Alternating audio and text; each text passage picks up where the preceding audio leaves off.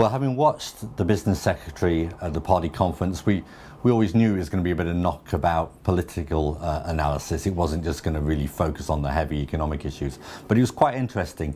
First of all, the business secretary's clearly fallen into line with the rest of his cabinet colleagues, supports Plan A, and that was always going to be the case, because after all, if the Lib Dems had broken with the Conservatives on the economy, and then the economy continues to recover, then the Conservative gets all the credit and the Lib Dems don't. So that was always very predictable.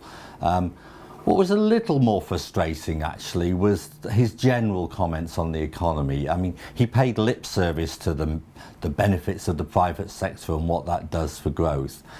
But there was also a bit of that old story, the old straw man about the private sector being all about unhindered, unfettered self-interest. And the very fact that he used that language was a bit disappointing. After all, I think the business secretary got his PhD from Glasgow University, and Adam Smith was at Glasgow University, and I think he should have known his Adam Smith a bit better than he did, in all honesty. But so there was some concerns about the language there.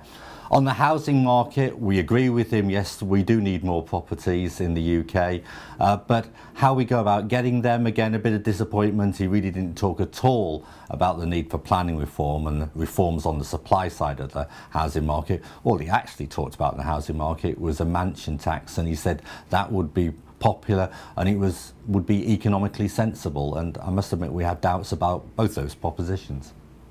Business Secretary raised the issue of, is the UK open or closed for business? And it's a very serious question.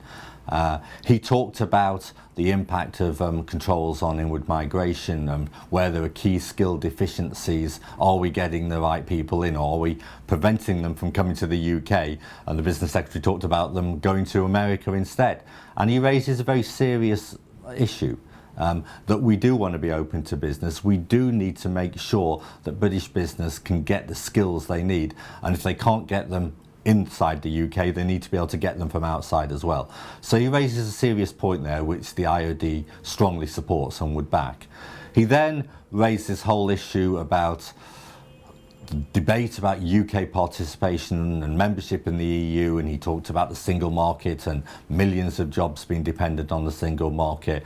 And again, some of this is straw men territory, and you don't quite want the business secretary to be going around throwing numbers around without really digging into the detail a bit more.